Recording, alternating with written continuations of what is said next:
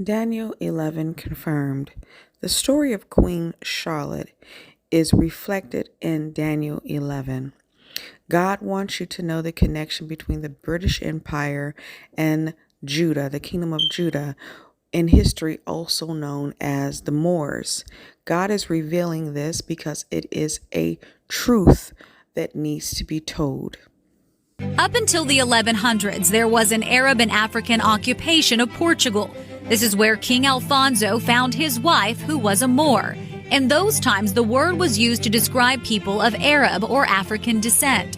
I spoke with Dr. Tekla Johnson about it. He sort of marched with his troops into a Moorish-held town called Faro, and he demands the governor's youngest daughter. It wasn't a marriage, it was more like a concubinage, but it was a very high order. Their son, Martin Alfonso, then marries into a family with African ancestry, further cementing Queen Charlotte's black heritage. Remember, in the 1300s, we hadn't yet, gone into the slave trade. There wasn't the same stigma that came later on. Shonda Rhimes puts a black actress as Queen Charlotte, and now it has everybody talking about history. What do you think about that? I think it's great. It causes conversations like this one. Queen Charlotte would go on to marry King George III, the British monarch who lost the Revolution and the colonies. He marries a teenager. She's 17 years old. This 18th century portrait of Queen Charlotte by Sir Allan Ramsay was used as propaganda in the colonies to win over enslaved blacks to Britain during the Revolutionary War. It now hangs in the Mint Museum. Any schoolchild who comes to the museum remembers seeing that portrait of Queen Charlotte. In 2007, artist Ken Apgar was commissioned by the Mint to explore Sir Ramsay's portrait of Queen Charlotte. That sparked a dialogue which led to 6 images and a variety of interpretations of the Queen. Can you talk about what people saw when they saw her portrait? There are phrases like black, white, other on one of them. There's another one that just says immigrant. So as you drive around the Queen City and see Queen Charlotte's statue or her portrait, now you'll know a little more about the fascinating history behind the woman our city is named after.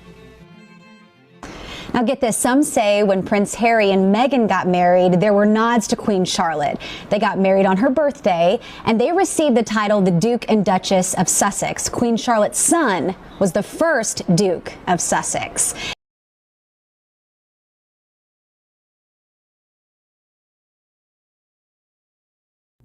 Hello. This teaching today will be about how Daniel's 11 and 12 relates to the Queen of England, the British Empire, and the Kingdom of Judah, or black people in the countries that the British Empire colonized. All right, we're going to go ahead and jump right into it. I'm going to pause to give revelation as God has given it to me.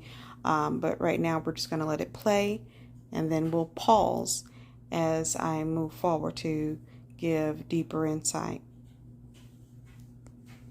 Daniel chapter 11. Also I in the first year of Darius the Mede, even I stood to confirm and to strengthen him.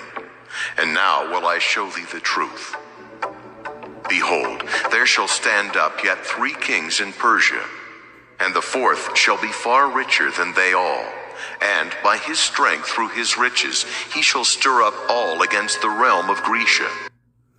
Okay, now there was a time when Italy, Rome, defeated Greece. Now, Rome became the seat of the Vatican, or Italy, Rome, became the seat of the Vatican. The Vatican was the head of the Christian church that gave power to all European nations, including Great Britain.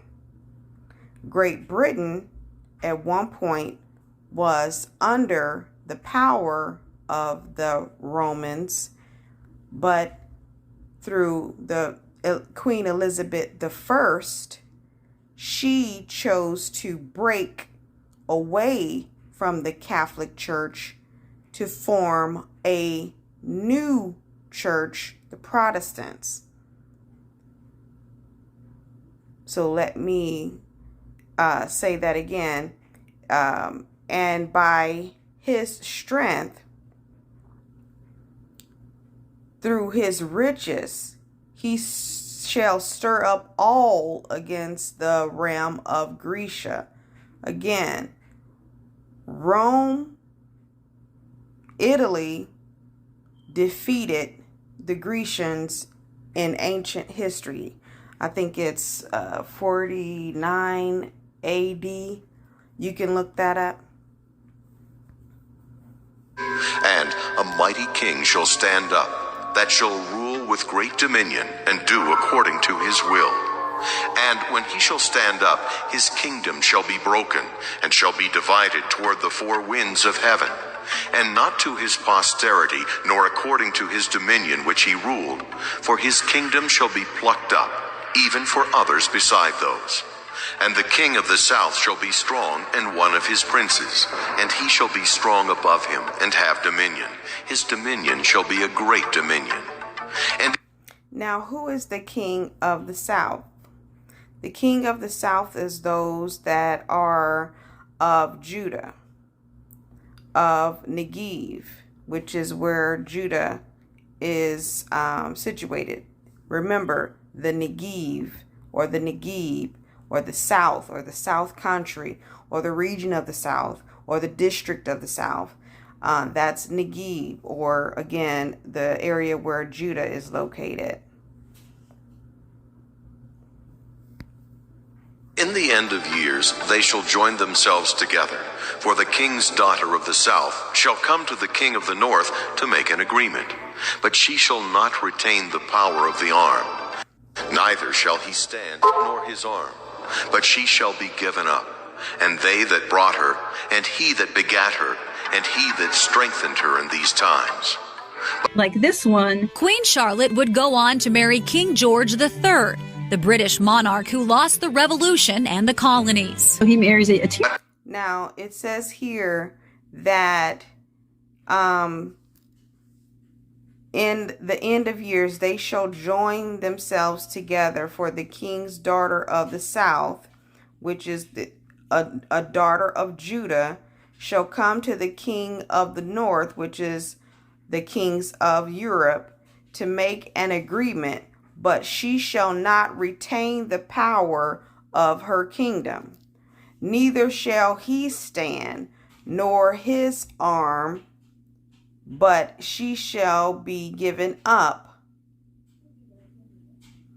and they that brought her, and he that begot her, and he that strengthened her in these times. So basically, a European man married a black woman in hopes to strengthen her kingdom. Like this one. Queen Charlotte would go on to marry King George III, the British monarch who lost the Revolution and the colonies. So he marries a Now, we can still see today that there are black women that were of black descent marrying those of royal descent of Europeans. That is still happening today.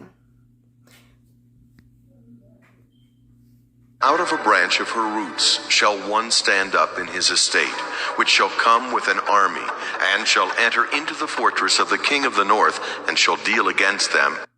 Now, basically, even though the black woman of the south of Judah wasn't able to withstand the power of the kings of the north, there shall be a seed that comes through her, through Judah, the line of Judah, that shall defeat the kings of the north. And shall prevail.